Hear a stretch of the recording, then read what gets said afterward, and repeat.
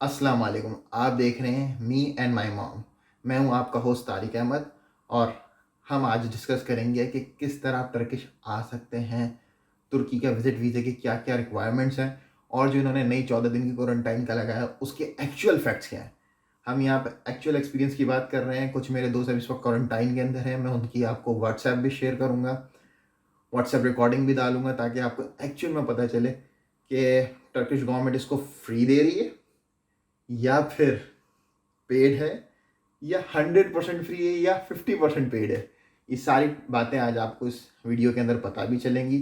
खुद मेरा एक्सपीरियंस पता चलेगा कि मैंने किस तरह टर्की का वीज़ा लिया था और मैंने स्पेशली आप लोगों के लिए बनाई है टर्किश विजिट वीज़ा चेकलिस्ट। उस चेकलिस्ट को फॉलो करने के बाद कोई ऐसा चांस नहीं रह जाता कि आपको विजिट वीज़ा नहीं मिलेगा। और कौन कौन सी लेटेस्ट अपडेट है मैं आपको इस वीडियो के अंदर शेयर करूँगा। सबसे पहले आप देखें टर्किश विजिट वीज़ा चेकलिस्ट जो मैंने आपके लिए बनाई है। Turkish visit visa checklist. ये चेकलिस्ट मैंने आप लोगों के लिए इसलिए बनाई है ताकि आप लोग को ईजिली फॉलो अप कर सकें। Point number 1, visa application form duly field. ये जो लिंक है ये मैं अपने डिस्क्रिप्शन में डाल दूंगा। आपको करना क्या है कि इस लिंक को ओपन करना है, एक इमेज अपलोड करनी है, पूरा फॉर्म भरना है। जो इमेज आप अपलोड करेंगे वो, ये याद रखिएगा, वो बायोमेट्रिक होनी चाहिए। वो इमेज अपलोड करके आपने इस फॉर्म को सबमिट कर देना है, फिर प्रिंट ले लेना है इस फॉर्म का। पॉइंट नंबर 2, आपको 2 रीसेंट कलर बायोमेट्रिक फोटोग्राफ चाहिए विथ वाइट बैकग्राउंड, 5 सेंटीमीटर 5 की। आपको एक्चुअल में बायोमेट्रिक होता है क्या? बायोमेट्रिक वो होता है जिसमें किसी भी किस्म की एडिटिंग ना की गई हो, ब्लश, क्लियरन या किसी किस्म का वाइटनेस ना यूज़ किया गया हो, आपका फेस क्लियर ना किया गया हो, उसे बायोमेट्रिक बोलते हैं। तो पूरी रॉ इमेज ही आप रखेंगे और सेम इमेज होनी चाहिए जो आपने सबमिट करी है फॉर्म के अंदर, वही इमेज आपके पास प्रिंट आउट में होना चाहिए। Point number 3, visa interview form given by Anatolia. अगर आप कराची पाकिस्तान में हैं या पाकिस्तान में किसी शहर में, तो आपको एनातोलिया प्रोवाइड करेगा ऑन स्पॉट। बट अगर आप किसी और मुल्क में, इंडिया, बांग्लादेश या किसी और मुल्क में आप हैं, तो वहाँ पे जो एम्बेसी है वो आपको इंटरव्यू फॉर्म प्रोवाइड करेगी। रिक्वेस्ट लेटर, पूरे वीज़ा प्रोसेस के अंदर रिक्वेस्ट लेटर जो है वो सेकंड मोस्ट इम्पॉर्टेंट पार्ट होता है आपके वीज़ा के अंदर। इसमें हम सब रिक्वेस्ट लेटर बनाते हैं, पर इसमें हम सही से मेंशन नहीं करते कि हमें क्या रिक्वेस्ट करनी है उनसे और क्या क्या रिक्वेस्ट लेटर में हमें बताना है। सबसे पहले तो हम टूरिज्म के लिए जा रहे हैं, तो हमें रिक्वेस्ट करनी है टूरिज्म की, और हमें ये बताना है कि मैं ये जगह विजिट करने वाला हूँ इससे इस तारीख के अंदर, ताकि वीज़ा ऑफिसर को समझने में आसानी हो। जितना वेल डिफाइंड, वेल स्ट्रक्चर आपका रिक्वेस्ट लेटर होगा, उतनी ही आसानी से आपका वीज़ा मिलेगा। Point number 5, passport and travel document for at least 6 month valid. Passport और आपके बाकी डॉक्यूमेंट जो है ना, कम से कम 6 मंथ वैलिड होने चाहिए। और खुदा ना खास्ता अगर आपका पुराना पासपोर्ट गुम गया है, तो किसी वजह से लॉस्ट हो गया है, तो आप जो है सिंपली क्या करेंगे, पुलिस स्टेशन जाएंगे, वहाँ से रिपोर्ट करवाएंगे और उस रिपोर्ट को इंग्लिश में ट्रांसलेट कराएंगे। फिर वो रिपोर्ट अपनी डॉक्यूमेंट के साथ अटैच कर लेंगे। मेरे सिनेरियो में ये था कि वो आप एनातोलिया जब जाएंगे, तो एनातोलिया वाले ज़रूर आपको पुराना पासपोर्ट देखेंगे, फिर वो आपको रिटर्न कर देंगे। तो मेरे केस में भी ये था, अगर आपके पास वो होगी, रिपोर्ट होगी इंग्लिश ट्रांसलेटेड, तो वो देखेंगे, फिर वो आपको रिपोर्ट भी वापसी कर देंगे। Travel health insurance. Point number 6, travel health insurance जो है ये कम से कम आपका यूरो 30,000 का होना चाहिए या $50,000 का होना चाहिए। और ये कवर कर रहा हो जितना स्टे आपका टर्की में है, भले 15 दिन का है या 20 दिन का है या 30 दिन का स्टे है, उसको ये कवर अप कर रहा हो। Point number 7, polio vaccination. ये आपको किसी भी गवर्नमेंट अथोराइज लेबॉर्ट्री से या गवर्नमेंट हॉस्पिटल से मिल जाएगा हैंड टू हैंड, हार्डली 1 घंटे के अंदर या आधे घंटे के अंदर। Point number 8, copy of the flight reservation and booking. अच्छा, मेरे वाले सिनेरियो में मैंने क्या किया था कि मैं एक एजेंट के पास गया था, कॉज मैं रिजर्वेशन उस वक्त कर नहीं पा रहा था। बट उसके बाद मुझे पता चला, जब मैंने अपनी टिकट ली, तो आपका जो कतर एयरवेज़ है ना, उसमें ये फैसिलिटेशन अभी भी मौजूद है। बाकी एयरलाइन ने तो बंद कर दी है फैसिलिटेशन कि आप डेमो टिकट बनाएं, बट कतर एयरवे में आप बना सकते हैं। 1 डेढ़ महीना ऊपर की आप बुकिंग ले लें, वो आपको बुकिंग कर देंगे, तो वही आपका डेमो टिकट प्रिंट में आ जाएगा। वही टिकट के थ्रू आप अप्लाई भी कर सकते हैं। तो इससे बात, आप एजेंट के पास जाएँ वो सिर्फ टिकट के लिए, तो वो जो है ना आपके पैसे बच जाएंगे अगर आप कतर एयरवेज से करेंगे। और कतर एयरवेज़ की खासियत ही सबसे बड़ी ये है कि मल्टीपल टाइम जो है आप टिकट को चेंज भी करवा सकते हैं अपना। कॉपी ऑफ फ़्लाइट रिजर्वेशन के बाद आ जाता है कॉपी ऑफ होटल रिजर्वेशन। आप booking.com में जाके होटल रिजर्वेशन कर सकते हैं। और होटल रिजर्वेशन भी और फ्लाइट रिजर्वेशन भी दोनों जो है वो आपका गैप होना चाहिए 15-20 दिन या 30 दिन से ऊपर का गैप होना चाहिए। बिकॉज मेरा वीज़ा 22 दिन में आया था। अगर आप उसको सेम डेट या 10-5 दिन के गैप से लगाएंगे तो अगर 22 दिन में वीज़ा आ रहा है तो वो ऑटोमेटिकली आपको हडल बन जाएगा। इसलिए होटल रिजर्वेशन और फ्लाइट रिजर्वेशन दोनों ही जो है आपने कम से कम 15 से 20 दिन से ऊपर की गैप में रखनी है। 22 दिन से तो ऊपर की गैप में रखनी है। फिर आता है आपका FRC। FRC या MRC, अगर आप न्यूली मैरिड हैं तो MRC चाहिए, वो भी आपको नादरा के ऑफिस से मिल जाएगा, ऑन स्पॉट मिल जाता है। और FRC भी आपको ऑन स्पॉट ही मिल जाएगा नादरा के ऑफिस से। Point number 11। अच्छा, ये 11 पॉइंट नंबर 11 है, ये ख़ास है बिजनेसमैन के लिए। उसकी वजह ये है कि जो भी बंदा जो ऑनर है ख़ुद बिज़नेस का, जो अप्लाई कर रहा है टर्किश विजिट वीज़ा के लिए, अगर वो ऑनर है तो उसने करना क्या है कि in case of applicant owner of the business statement of the company letter head, उसने अपनी कंपनी के लेटर हेड पे मेंशन करना है स्टेटमेंट, और बताना है कि वो क्यों विज़िट करना चाह रहा है टर्की, कहाँ कहाँ जाना चाह रहा है। ये सारी बातें उसको मेंशन करनी होगी। अगर वो फ्रीलांसर है या किसी कंपनी के साथ कॉन्ट्रैक्ट साइन किया हुआ है तो वो भी उसे मेंशन करना होगा। पॉइंट नंबर 12 में ये है कि भाई अगर एप्लीकेंट जॉब करता है, एम्प्लॉय है, तो उसको कम से कम 3 महीने की सैलरी स्लिप देनी होगी। मेरे केस में मैंने 6 महीने की सैलरी स्लिप दी थी, बिकॉज मैं इनके थ्रेश होल्ड से नीचे था, और इस वजह से मैंने 6 महीने की दी थी अपनी 6 महीने पुरानी से लेकर करंट सैलरी तक। जितनी ज़्यादा आप सैलरी स्लिप पेश करते हैं 6 महीने की, उतना ही बेनिफिट इसलिए होता है क्योंकि वो आपके केस को स्ट्रॉन्ग करता है। तो ये पॉसिबल होता है कि सपोर्टिंग डॉक्यूमेंट्स हमेशा आपकी केस को बेहतर करते हैं। Point number 13, in case of applicant has sponsor. For example आपके ऐसे स्पॉन्सर हैं लाइक आपकी अम्मी, आपके अब्बू, या आपके घर में चाचा मामा ताया, तो वो जो भी हैं या अंकल, वो बेसिकली अपना NTN लगाएंगे आपके साथ, बैंक स्टेटमेंट लगाएंगे, सैलरी लगाएंगे और डिस्क्रिप्शन लगाएंगे, ताकि जो है ना उनकी जो बैंक स्टेटमेंट है उससे आपकी स्पॉन्सरशिप हो सके।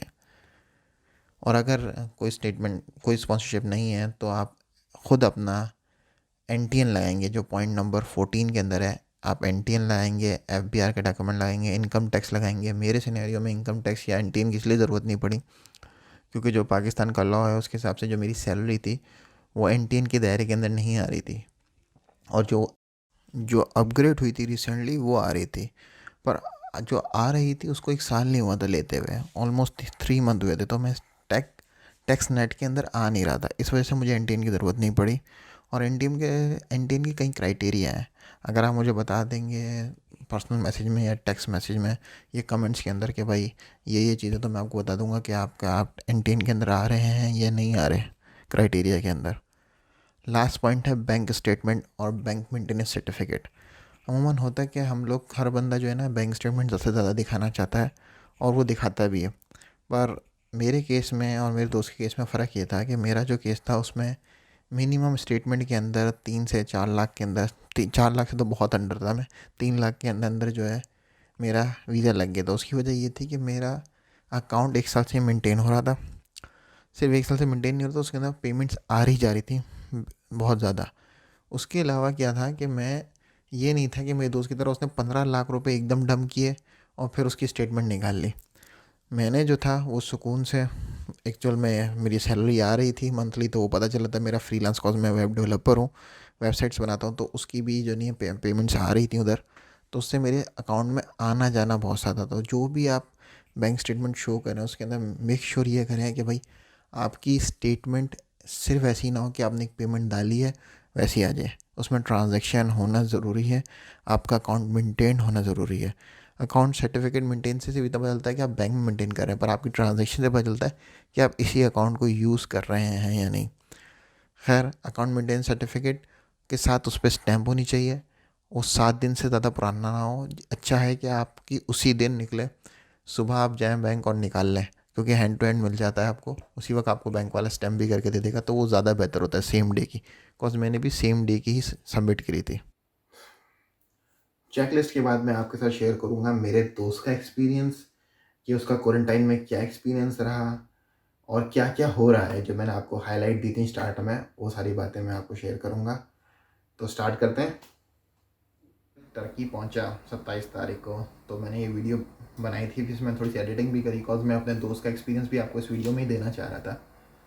हुआ ऐसा कि मेरा दोस्त जो है वो 4 तारीख को टर्की आया, और क्योंकि 4 तारीख को 14 दिन का क्वारंटाइन लग चुका था, तो टर्किश गवर्नमेंट ने क्या क्या फैसिलिटेशन प्रोवाइड करी और क्या उसका एक्सपीरियंस रहा अब तक का, ठीक है, और कैसी चीज़ें चल रही हैं। ये जो ख़ास बात है ये आपको किसी यूट्यूबर ने अभी तक नहीं बताया होगा, कि उस किसी के पास ये इन्फॉर्मेशन है नहीं। लकीली मुझे ये इन्फॉर्मेशन इसलिए मिल गई कि मेरे दोस्त, जब मैं क्योंकि पहले आ गया था, तो वो एक्सपीरियंस आपको आगे की वीडियो में मिलेगा, जो मैं अपना एक्सपीरियंस शेयर करूँगा कि मुझे किस तरह विजिट वीज़ा मिला और क्या था। बट मेरा दोस्त क्योंकि मुझसे इन्फॉर्मेशन लेने के बाद उसका सारा प्रोसीजर हमने कर दिया था, पर कुछ मसला था जिस वजह से उसने बोला कि यार मैं तो 1 तारीख के बाद जाऊँगा। इत्तेफाक ऐसा हुआ कि टर्किश गवर्नमेंट ने तुर्की में 14 दिन का स्टे लगा लिया आपका क्वारंटाइन का। तो अब जब वो आया तो उससे पहले बहुत कन्फ्यूजन था कि भाई गवर्नमेंट आपको 14 दिन का पे करेगी नहीं करेगी, आपको अपनी जेब से करना है। तो ये सारे सवालात के जवाब मैं आपको इस वीडियो में देने वाला हूँ।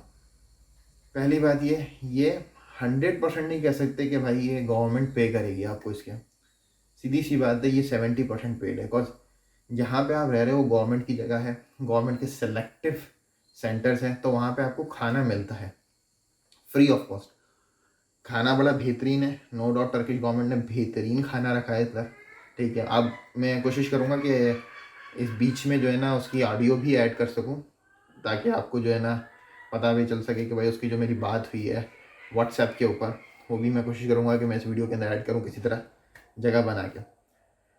दूसरी बात यह है कि आप खाना पीना आपका टोटल फ्री है, पर पानी फ्री नहीं है।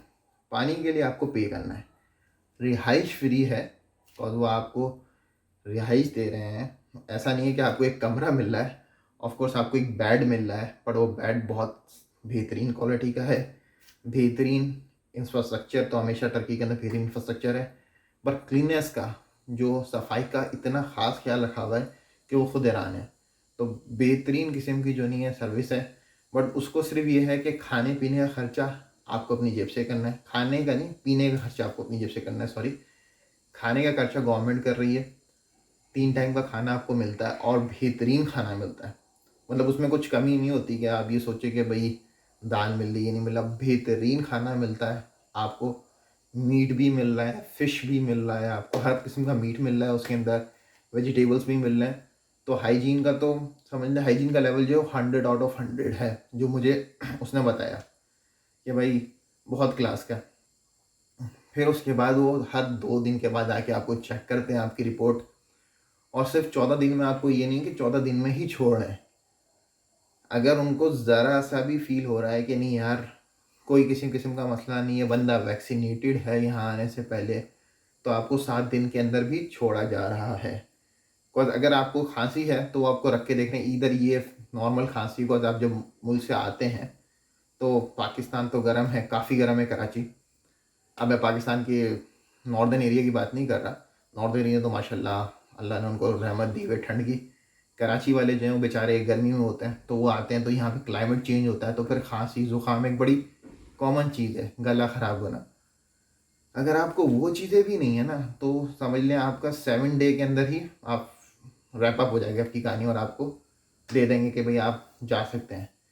और अगर है थोड़ी बहुत खांसी हुई है, नज़ला ज़ुकाम हो गया, छींकें हो गई, तो 14 दिन आपको रखा जाएगा, और उस पर 70%, समझ लें 70 to 80% गवर्नमेंट ही कर रही है। उसकी वजह से इतनी सी है कि आपका लिविंग एक्सपेंस टोटल जो रहायशी है वो गवर्नमेंट की जगह पर हो रहा है, तो गवर्नमेंट उसको पे कर रही है। खाना पीना टोटल गवर्नमेंट पे कर रही है आपका। सिर्फ पीने से मुराद ये होता है कि पानी हो गया या जूसेस हो गए जो आपको एडिशनल चाहिए, जो आप अपनी पसंद के ले रहे हो पानी के अलावा, उसके आपको पे करने पड़ेंगे। उसके अलावा कोई चार्जेस नहीं है गवर्नमेंट के, गवर्नमेंट टोटल फ्री ये करके दे रही है आपको। इसमें गवर्नमेंट 1 रुपया भी आपसे नहीं ले रही।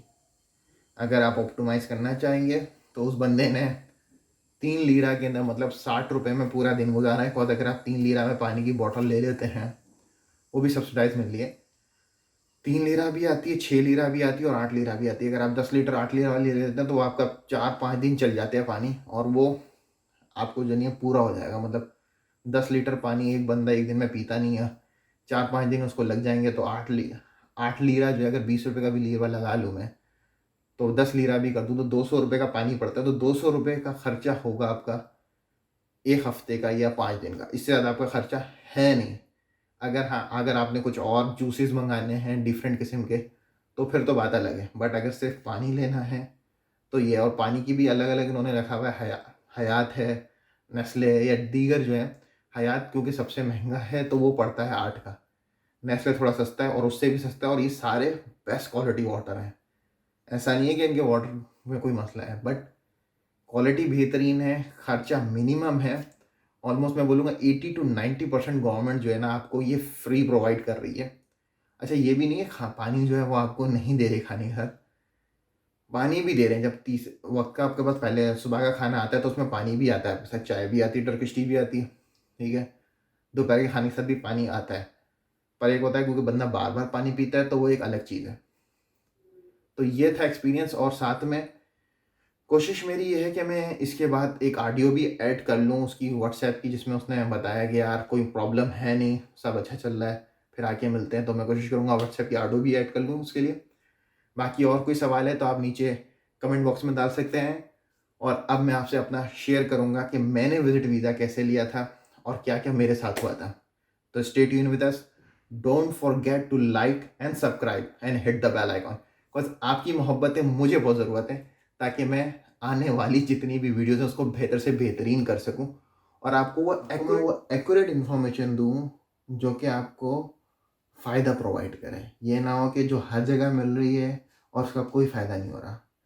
खैर, अब मैं आप इसके बाद आपको अपने एक्सपीरियंस की बात करूँगा कि मैंने जब टर्की वीज़ा लिया तो क्या क्या चीज़ें मुझे पड़ी और क्या क्या चीज़ें जो नहीं आपको करनी है, क्या मिस्टेक्स मुझसे हुई और कौन कौन सी बातें जो मैंने छोड़ दी थी, पकड़ ली, फिर उसके बाद सो ऑन ना। तो मैं अब आपसे अपना एक्सपीरियंस शेयर करूँगा। तो चलें स्टार्ट करते हैं। चेकलिस्ट के बाद अब मैं आपको बताने लगा हूँ कि मेरा एक्सपीरियंस क्या हुआ और कौन कौन सी बातें जो आपको वीज़ा लेते हुए ख्याल करने की है। हुआ क्या, जब मैंने टर्किश वीज़ा अप्लाई किया तो मैंने सबसे पहले सोचा यार सारी चीज़ें छोड़ो, इतना सारा काम है, भाई भी टर्की आ गए हैं, अम्मी भी टर्की आ गई हैं, मेरे पास इतना सारा काम है तो मैं क्यों ना एजेंट के पास चले जाऊँ। अच्छा, ये एक्सपीरियंस भाई के साथ भी बुरा हो चुका था, एजेंट का, अम्मी के साथ भी, बट फिर मैंने भी वही गलती करी कि मैं एजेंट के पास गया और कराची के कुछ अच्छे एजेंट्स में से हैंडसमली पे करके उनके पास गया। और एक्सपीरियंस कुछ ऐसा था मेरा एजेंट्स के साथ कि भाई सबसे पहले कवर लेटर। अच्छा, कवर लेटर का एक्सपीरियंस तो मेरे भाई के साथ हुआ, उन्होंने कवर लेटर में उनका नाम ही गलत डाल दिया। साथ में एप्लीकेशन फॉर्म जो आपने चेकलिस्ट में देखा था उसके अंदर पासपोर्ट नंबर गलत था। मेरे साथ ये किया गया कि मैंने उनको दी थी कि भाई मेरी कंपनी से मुझे इस तारीख से लेकर इस तारीख तक ऑफ मिली है और मैं इस तारीख में टर्की आना चाह रहा हूँ।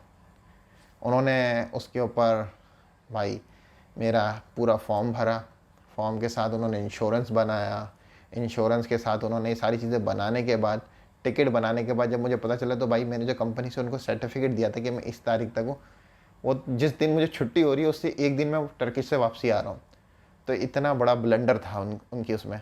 फिर जब मैंने कवर लेटर पढ़ा तो इंग्लिश का बहुत ज़्यादा जो नहीं बुल इंग्लिश की तो ऐसी तैसी हो गई थी, ऐसा लग ही नहीं रहा था कि मैं किसी कराची के अच्छे एजेंट से मैंने करवाया।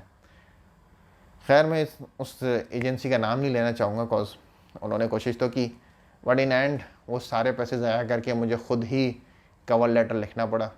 मैंने भाई से मदद ली और कवर लेटर के सारी बातें जो हैं वो सब मैं आपको चेकलिस्ट के दौरान भी बता चुका हूँ। अगर कुछ रह गया है तो आप कमेंट्स में मुझसे पूछ सकते हैं कि मैं आपको फिर उसमें मदद कर दूंगा कि किस तरह का कवर लेटर होना चाहिए आने के लिए। तो सबसे ज़रूरी बात यह कि भाई एजेंट्स के पास ना जाएं, आप ऑनलाइन फॉर्म भर लें। उसके बाद बेसिक मेरी जाने की भी वजह ये थी कि भाई टिकट बुकिंग जो है वो नहीं अवेलेबल है, बट बेसिकली अब जो है अब सारा का सारा काम आप कतर एयरवेज़ की बुकिंग से कर सकते हैं। आप 2 महीने बाद की बुकिंग ले लें और उसी पे आपका काम हो जाएगा, आपको पेमेंट भी नहीं करनी पड़ेगी। तो वो चीज़ बेहतर रहेगी बानिस्बत एजेंट के पास जाने का। उसमें एजेंट का मेरा एक्सपीरियंस बहुत बुरा है। और जो मैंने आपको चेकलिस्ट बताई है, अगर आप ये सारी चीज़ें लेके जा रहे हैं तो ऐसा नहीं है कि आपका वीज़ा नहीं लगेगा, वीज़ा लगेगा ही लगेगा। बायोमेट्रिक फ़ोटोग्राफ जो है वो ख्याल रखिएगा। बिकॉज अमूमन क्या होता है कि आप सिंपल 5x5 की फ़ोटोग्राफ खिंचवा लेते हैं और वो बायोमेट्रिक नहीं होती, उस पर अच्छा खासा पेस्टिंग की गई जाती है, ब्लश किया जाता है, उसके ऊपर ब्रश यूज़ किया जाता है फ़ोटोशॉप से, तो वो उसमें ऐसा कोई फ़ायदा नहीं होता, बल्कि उल्टा लॉस ही हो रहा होता है। दूसरी बात यह है क्योंकि वो अलाउ ही नहीं है तो कैंसिल हो जाएगा। दूसरी बात आपका NTN जो बहुत ज़रूरी होता है। मेरे केस में NTN ज़रूरी इसलिए नहीं था क्योंकि मेरी सैलरी जो थी वो 6 मंथ पहले कुछ थी, 3 मंथ पहले कुछ और हो गई। तो जो 3 मंथ का मांगा जाता है मैंने उसकी जगह 6 मंथ का डाला कि मैं उस थ्रेश होल्ड से भी बाहर आ जाऊँ। साथ में मैं फ्रीलांसर भी हूँ एज अ वेब डेवलपर, तो मैं वेबसाइट डेवलप भी कर रहा होता हूँ, तो मेरा स्पाइनीर से भी पैसा आ रहा होता है। ट्रांजैक्शन रेशो सबसे ज़रूरी बात होता है, आपका ट्रांजैक्शन रेशो बहुत अच्छा होना चाहिए। अच्छा, लोग बोलते हैं ट्रैवल हिस्ट्री बहुत ज़रूरी है। ट्रैवल हिस्ट्री ऑफ कोर्स ज़रूरी है। अगर आपके मल्टीपल वीज़ा लगे हुए हैं तो ऑफ कोर्स किसी भी कंट्री को आने में या वीज़ा देने में आपको आसानी होगी। बट साथ में अगर आपके पास नहीं भी लगा हुआ, ये नहीं कि नई वीज़ा नहीं लगा हुआ तो आप नहीं जा सकते, वीज़ा नहीं भी लगा हुआ तो आप सिंपल इस डॉक्यूमेंट्स को फॉलो करें, एन टी एन लें, अपनी टैक्स रिटर्न्स पूरे के पूरे भरें, और जो जो इन्फॉर्मेशन आपने दी है वो पूरी जेन्युइन हो। ये ना हो जैसे कि मेरे दोस्त ने कोशिश की थी, जो मैंने चेकलिस्ट में बताया कि भाई 15 लाख तक की उसने अमाउंट एकदम डाल दी बैंक में, फिर उसने वीज़ा अप्लाई किया तो वीज़ा होने ही कैंसिल था। मैंने उसको पहले ही बोल दिया था कि यार तुम्हारा वीज़ा नहीं लग सकता, अगर तुम्हें वैसे डालनी है तो 50-50 हज़ार करके 3 महीने 6 महीने में अपनी स्टेटमेंट बनाओ, ताकि तुम्हारे पास एक सॉलिड रीज़न है कि भाई ये मेरी सेविंग है, ये मैंने किसी से डंप नहीं करवाए। कोई भी एम्बेसी जानती है कि आप क्या कर रहे हैं और किस तरह कर रहे हैं, तो वो अपनी वेरिफिकेशन करते हैं। अब एक और बात ये कि अमूमन ये होता है कि 20 दिन के अंदर जो नहीं है वीज़ा हम लोग अप्लाई करने, हम टिकट ले लेते हैं 20-25 दिन के बाद का, वीज़ा प्रोसेस में भेज दिया, 15 दिन गुजर गए, अब हम भी टेंशन में कि भाई वीज़ा आएगा नहीं आएगा, टिकट का टाइम करीब आ रहा है। मेरे खुद के केस में वीज़ा जो आया वो 22 दिन में आया, 21 से 22 दिन में। तो हमेशा टिकट जो है वो 1.5-2 महीने के बाद का ले लें, ताकि आपको भी आसानी रहे। और साथ में उसी टिकट का सबसे बड़ा फ़ायदा ये होना है आपको, क्योंकि वो टिकट ऑन होल्ड है, आपको पे तो करना नहीं, उस टिकट पे आपने वीज़ा लेना है, फिर उसी को आप कंफर्म करा के जा सकते हैं। रिगार्डिंग हम लोग बहुत सारी चीज़ें छोड़ देते हैं जब हम कवर लेटर बनाते हैं। कवर लेटर के अंदर हम 2 लाइनें डालते हैं, 3 लाइनें डालते हैं, और कवर लेटर बिल्कुल कंप्लीट नहीं होता, बिल्कुल सेटिस्फैक्ट्री नहीं होता कवर लेटर, कि भाई हम क्यों जा रहे हैं वहाँ पर। बिकॉज कवर लेटर आपका एक फेस है। तो कवर लेटर के लिए आपको ज़रूरी है कि आप सारी चीज़ें डालें उसके अंदर, कि भाई आप कौन कौन सी लोकेशन जाना चाह रहे हैं, इतने दिन में आप ये करना चाह रहे हैं, इतने से इतने दिन आपकी छुट्टी है, और जो आपको लीव मिलती है वो आपकी कंपनी आपको प्रोवाइड करती है अगर आप एम्प्लॉय हैं। अगर बिजनेसमैन है तो ऑफकोर्स आप फिर बताएंगे कि मेरा बिज़नेस ये NTN है। एम्प्लॉयर को भी NTN देना है। अगर वो 40,000 से नीचे की सैलरी वाला है तो बच गया, वो उसको फिर NTN नहीं देना। 40,000 तक भी NTN नहीं देना। पर 40,000 से ऊपर की सैलरी है, 48,500 से ऊपर की सैलरी है, तो आपका NTN बनता है। जो मेरे टाइम पे था तकरीबन मई तक वो 40,000 का थ्रेश होल्ड था। अब हो सकता है 48,500 की न्यूज़ सुन रहा हूँ मैं, उस पर मैं कंफर्मेशन नहीं बताऊँगा, बट 40,000 का जो थ्रेश होल्ड है उस तक आपको जो नहीं ज़रूरत नहीं पड़ेगी कि आप NTN दें। पर हाँ, 6 महीने की आपको रिसिप्ट ज़रूर देनी है। इन सारी चीज़ों को अगर आप बिल्कुल सही से करके देंगे तो आपका वीज़ा लगना ही लगना है। ऐसा नहीं है कि वीज़ा नहीं लगेगा।